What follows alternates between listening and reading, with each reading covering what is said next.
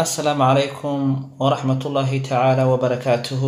عشركن كهري وحا ahayd casharkan oo aanu meelihii ugu horeeyay aan isdul taagnay inagoo in yar oo casharkan ku saabsan aynu sii akhrinay kan oo ah qaanuunkii labaad ee ah qaanuunka ugu muhiimsan haddana ay tahay inaad baratid. Marka insha Allah ta'ala qaabka aynu u akhriyi doono waxaan rabaa marka inaad ila wada fahantid oo dhamaanteed casharka oo dhan baan dusha ka wada mari doonaa. Marka waa inaad adiguna aad fahankeedii iyo waxyaabaha aan akhrinayo aad iyo aad u kala fahantid. Marka aynu hore u galno oo casharka aynu bilowno oo bilowgiisa aynu sameeyno insha Allah ta'ala. hore aynu u galno oo tan aynu dhahno a i u ba bi bu ta ti tu tha thi thu cha chi chu ha hi hu kha khi khu da di du dha dhi dhu ra ri ru za zi zu sa si su sha shi shu sa si su ta ti tu da di du dha di dhu a i u gha ghi ghu fa fi fu qa qi qu ka ki ku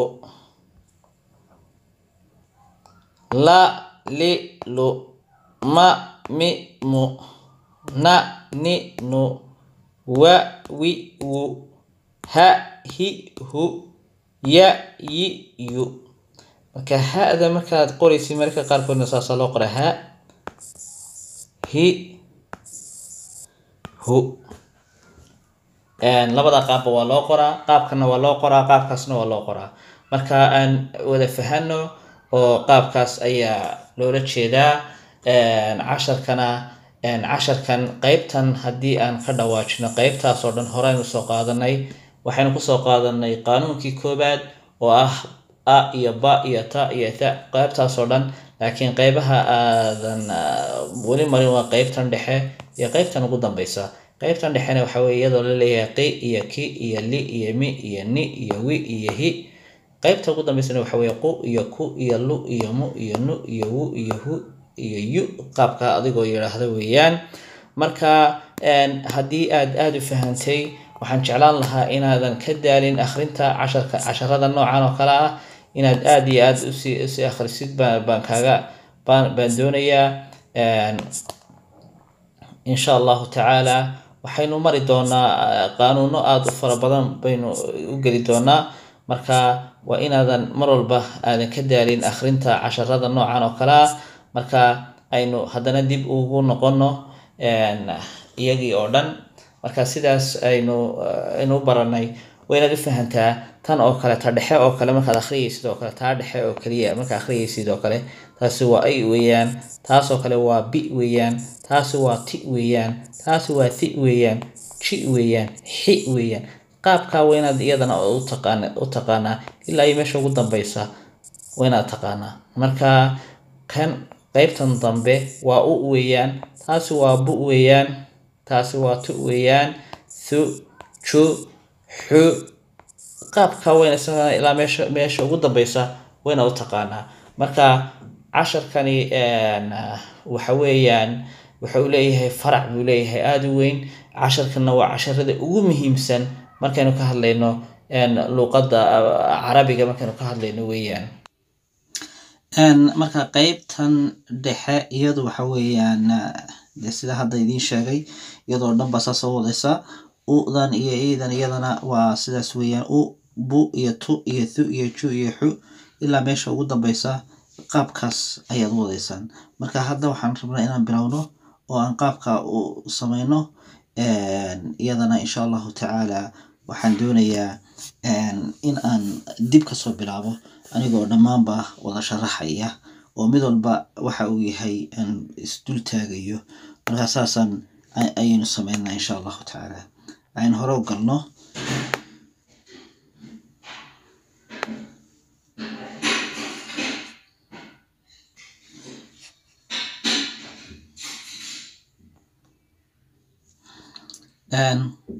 a i u ba bi bu ta ti tu tha thi thu cha chi chu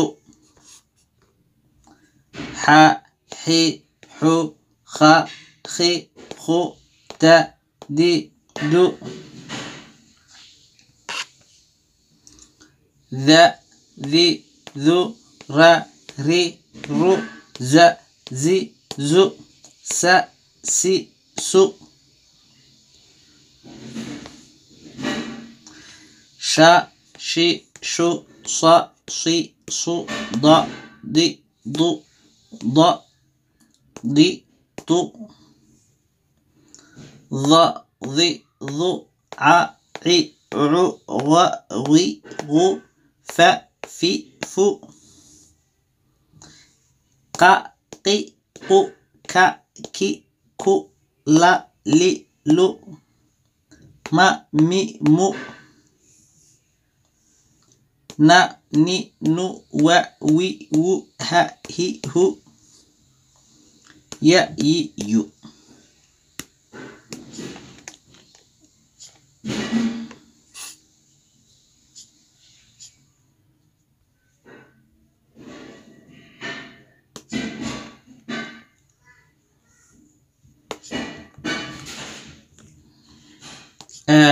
isagana casharkana qaabkaas ayuu ku baxayaa marka waxaan rabnaa xarafkan oo kale ta ugu horeysa haddaan soo dhigo oo taa waxaan ku tilmaamin Soomaaliga waa qaabka weeyaan casharka ama qaanuunkan ku xigi doona waxa uu noqon doonaa a'dan marka laga dhigo labo oo la yiraahdo qaanuunkaas inagu xigi doona insha Allah taala laakiin intaanu qaanuunkaasi luqadda carabiga mar walba baa laga bilaabaa inagu meesha aynu luqadina Soomaaliga be yani ka baad ka bilowno iyagu laakiin si aaday ka bilaabaan marka mar walba hadii aada aan ku bilaabo oo alifkaas aan ka wado waa alifkii oo kor ka wax ku leh marka meeshii Soomaaliga aan ka oran lahaa ba la kor dhabay ba la hoos dhabay ba la goday la kor dhabay iyo la hoos dhigay iyo la goday waxba idin tarimayso maadaama aanay hayn xaraf ka mid ah higaada laakiin waa erey ka mid ah Soomaaliga marka anigu waxaan idin hayaa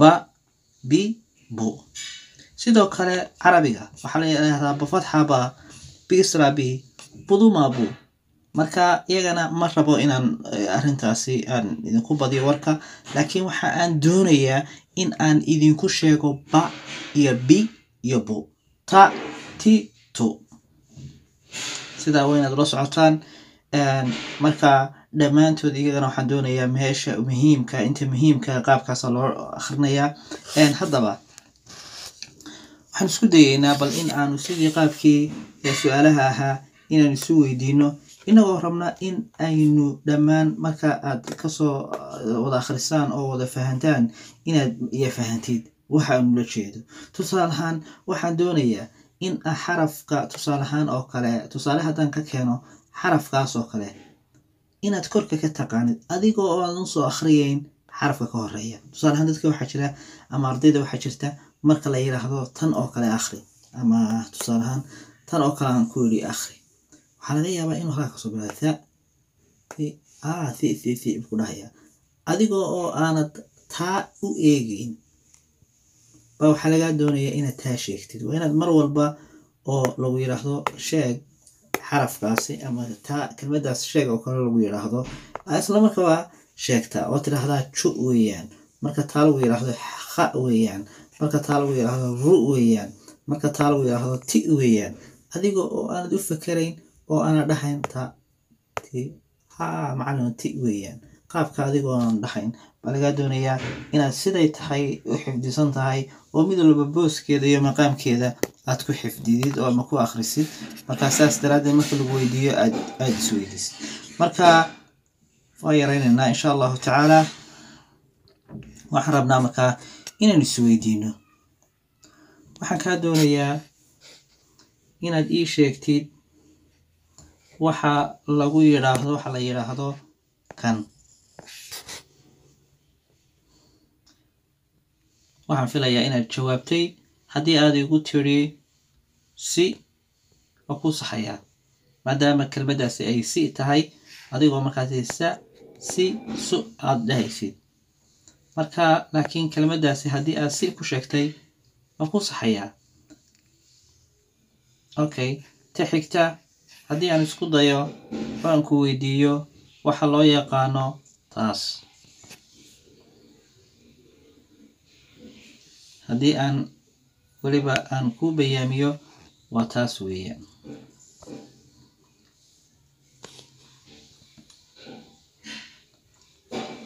okay haddii aad jawaabtaadu uu yahay kha waa saxan tahay kha weeyaan haddiise aad wax kala tiri iyada markaasi waan kaa khaldayaa balse kelmaddu saxdeedu waxa weeyaan kha aan ka socdo oo aan u tago kelmaddan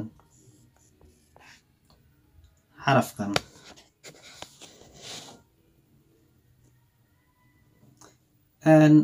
haddii jawaabtaadu ay tahay fu waa ku saxayaa haddiise aad wax kale ku sheegtay waan kaa khaldayaa aynu hore usii soconno oo aan ku weydiiyo waxa laga wado xarafka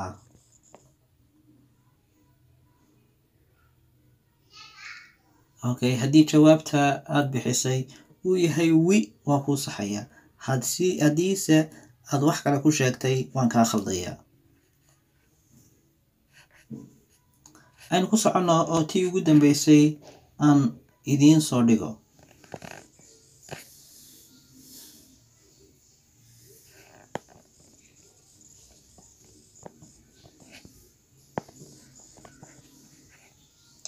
xarafkaas ayaa laga doonayaa okay jawaabtaadu haddii ay tahay ku waa saxan tahay xarafkaasi waa ku adigoona dhahayn kaaf ama ka ama ki laakiin xarafku aan ku weydiiyey waa ku weeyaan sababtuna oo kuda ka dhigtayna waa waxa yar ee halkaa ku jira marka saas daraaddeed xarafka waxaan ka wadaa ku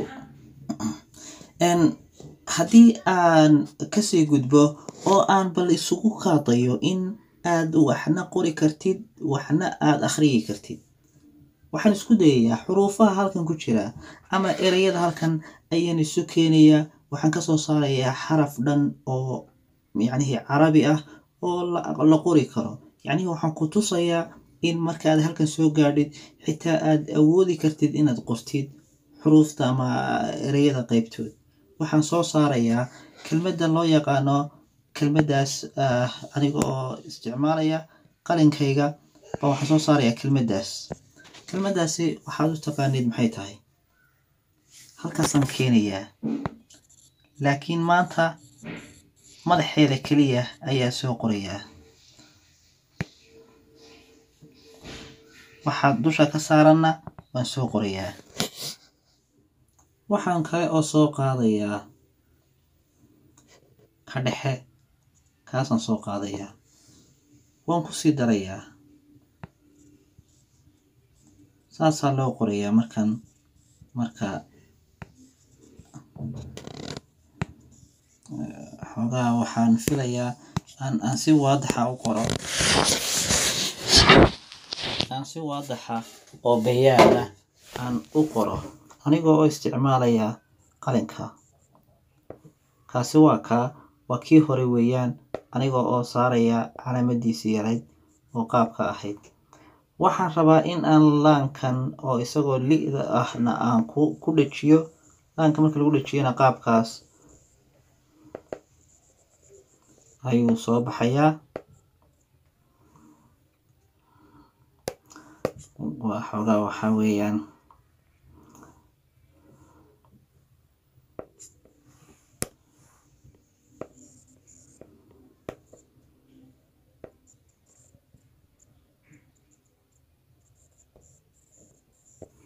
laankiina waa kaa. laanku hoos dhig buu leeyahay, hoos dhigii baan u samaynayaa. miimka kaasaan soo qaadanayaa, ka hore ayaan soo qaadanayaa miimka, maadaama uu miimka igu dambeeyo qaabkiisaan u qorayaa. haddii aad damcadid inaad akhrisid oo si caadi u wada akhrisid jumladaasi intaasi, waxay noqonaysaa marka hore inaad kan sheegtid waa cu weeyaan, waa cu. sidoo kale halkana waa cu. kan waxa weeyaan li weeyaan, li. ta dhexe waa li weeyaan, kanna waa li weeyaan. tan ugu dambaysa waa ma weeyaan, tanna waa ma weeyaan. waxay isku noqonaysaa jumladani culima, culima, culima, culima bay noqonaysaa. marka saas daraaddeed haddaan ku yiraahdo culima, iyo haddii aan sidan u qoro waa isla midkii. laakiin waxaa kaa dhiman, haddii aadan sidan u qori karin, waxaa kaa dhiman sida laysugu xidhxidho xuruuftan oo dhan dhammaantood, sida laysugu xidhxidho oo qaabkaas oo kale looga dhigo culima, qaabkaas oo kale sida looga dhigo. laakiin sidaasi waa soo socotaa, waynu wadnaa. maanta waxaynu qorqoraynaa keliya bal sida aynu ereyada isugu dhufanno, iyo sida erey kasta iyo macnihiisa iyo wixiisa xambaarsani aad meesha u keeni kartid. waxa aan qorayaa mid kale, tan ii soo qabo. haddii aan soo qabsado xarafka halka ku jira oo ah cu, isagana waxaan soo qabsanayaa xarafka kale halkan ku jira dhexda, waan kusii darayo. tanaan kusii darayaa, waan kusii daray. qaabkaasaa lagu sii daraa, waa laisku dhejiyaa. laakiin qalinka aan ku qorayo ayaa xoogaa yara diidan qaabka isku dhegii. markaa aan tirtiro oo aan dib u qoro.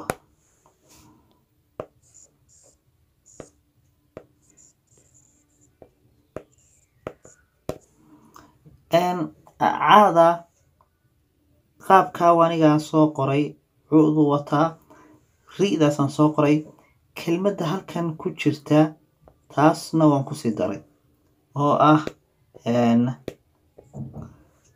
saas weeyaan. marka haddii aad isku daydid in aad akhrisid marka hore, tan cu weeyaan, kan halkan ku jirana waa ri weeyaan, kan halkan ku jirana waa fa weeyaan. markaa si degdegaan ku akhrinayaa cu ri fa, cu ri fa, cu ri fa. marka halkan waxaa ku qoran waa curifa, curifa.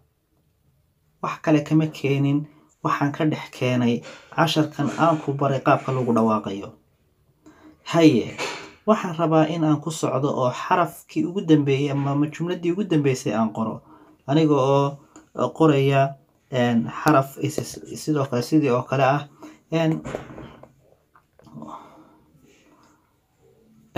waxa aan soo qaadanayaa kaafka, tan ugu horeysa ayaan soo qaadanayaa. laakiin kaafka marka higaada ay noqoto qaabkaasaa loo qoro. marka ay wax ku dhegsan yahay ama adigu kaafka sidaas ayaa loo qoraa. waxaan ku xejinayaa insha allahu tacaalaa ereyga halkan ku qoran.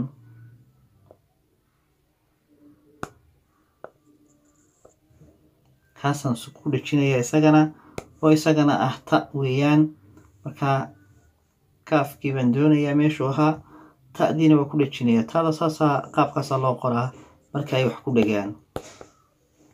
qaabkaasi, qaabka in loo qorana waxaan ku baran doonaa casharada inoo soo socota. waxaan kusii xejinayaa oo kale xarafkaasi oo isagana ah ba.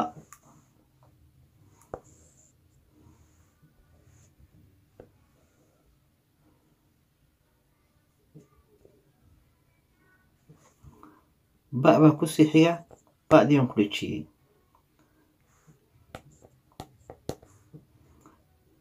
kaafkii waa kan, waa ka. waxaa igu xigay, taasaa igu xigtay iyadana ta weeyaan. markaasaa taasna kusii xigtay ba weeye. marka kataba, kataba, kataba weeyaan sidaani. waxaan filayaa casharkani inkastoo casharada ugu dheeryahay, waxaana aad arki kartaa inuu yahay cashar muhiimadiisa goonida uu leeyahay cashar ay fiican tahay inaad aad u fahanto waana casharka ugu muhiimsan ama xalqada ugu muhiimsan xalqadaha aan dhigayo oo waxa weeyaan waa meeshii laga soo gelayay ama looga imanayay higaada carabiga weeyaan marka waxaan kagala dardaarmayaa in si fiican u daraasaysid si fiican u dhigtid xalqadan insha Allah ta'ala intaas ayaan ku soo gabagabeynayaa casharkana waxaan kuu sheegay inuu yahay ka ugu muhiimsan ay tahay in aad si fiican isaga dhistid haddii aad kan aad iska dhistid waa adigoo iska dhisay casharadii oo dhan ama casharada badankoodii oo kale marka aad iyo aad baan kugula dardaarmayaa casharkan iyo casharka ku xigay inaad aad u qabatid weeyaan aad baan idin salaamayaa halkaasaan kusoo gabagabeynayaa wasalaamu calaykum waraxmatullaahi tacaala وبركاته